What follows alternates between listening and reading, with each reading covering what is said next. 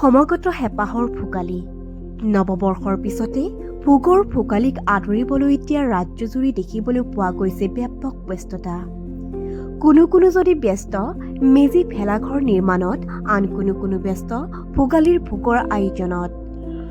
আন প্ৰাপ্তৰ সমান্তৰালকৈ বাক্সা নলবাৰী সীমান্তৱৰ্তী নলবাৰীৰ চাপলেকুছিত ভোগৰ উৎসৱ ভোগালীৰ বাবে ব্যাপক আয়োজন দেখিবলৈ পোৱা গৈছে।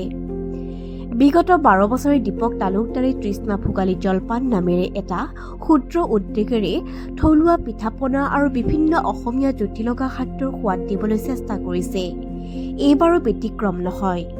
বিধে সাজু কৰা হৈছে তিল পিঠা, চুঙা পিঠা, নাৰিকলৰ লাড়ু, নাৰিকলৰ চিৰাৰ লগতে বিভিন্ন অসমীয়া খাদ্য সম্ভাৰ। সম্পূৰ্ণ ঘৰুৱা পদ্ধতিৰে পিঠা-পনা প্ৰস্তুত কৰাৰ বাবে অসমৰ ইমূৰৰ পৰা সিমূৰলৈ ৰপ্তানি হৈ তৃষ্ণা ভোগালী জলপান। এই উদ্যোগটোৰ দ্বাৰা দীপক তালুকদাৰ নিজে স্বাৱলম্বী হোৱাই নহয়, আন 10-12 জন পুৰুষ মহিলাকো সংস্থাপন দিবলৈ সক্ষম হৈছে। এই সময়ছোৱাত দীপক তালুকদাৰৰ ঘৰত দিনে নিশাই চলিছে বিভিন্ন খাদ্য সম্ভাৰ প্ৰস্তুতৰ কাম।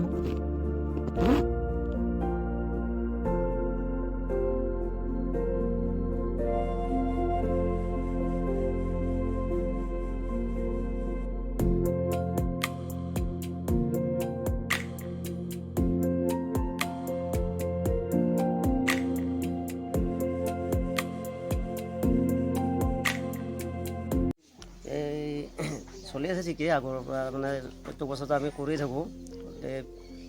এইবাৰ আৰু ঠিক একেধৰণে কৰি আছোঁ।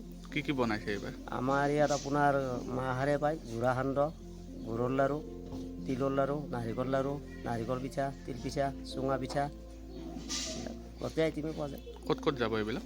এইটো আপোনাৰ গুৱাহাটী যায়, নলবাৰী, বৰমা, ধমধমা, ৰঙিয়া। কেতিয়াবা কৰি আছে? এইটো মোৰ 12 বছৰ হ'ল। এইবিলাকে কৰিছোঁ 12 বছৰ হ'ল এই কামটোৰ লগত। মানুহটো আছে, বহুত কাম কৰা মানুহ, 12-15 জন মানুহ আছে আৰু ঘৰৰো চাপৰ্ট আছে। উদ্যোগটোৰ নাম কি? উদ্যোগ তৃষ্ণা ভোগালী জলপান। যথেষ্ট বাঢ়িছে। দিন এতিয়া ৰাতি? মানে আপোনাৰ দিনততো চলিছে, ৰাতিও 12টা-এটালৈকে কাম চলি আছে। এই গুৱাহাটীবিলাক নিজে আহি লৈ যায়, ওচৰখনে আমি নিজে দিয়ে হৈ কিনে মানুহ আছে দিয়া। ইনকামটো আৰু চলি আছোঁ আৰু মোটামুটি। নাৰিকলৰ দাম, নাৰিকল আপোনাৰ 200-250 টকা জৰা হৈছে। তাৰোপৰি চাউলৰ দাম বাঢ়িছে। সেইবোৰ আগৰ পৰা কৰি যেতিয়া নিদিলেও নহয়, চব ফোন কৰিয়ে থাকে দোকানীবিলাকে। চলাই আছোঁ এতিয়া, আৰম্ভ কৰিছোঁ। থলুৱা পদ্ধতিতে বনোৱা হয়? একদম থলুৱা ঢেঁকী, আপোনাৰ গুড়া সান্দহ ঢেঁকীতে আমি বনাওঁ, মিলত মাৰা নহয় আমাৰ।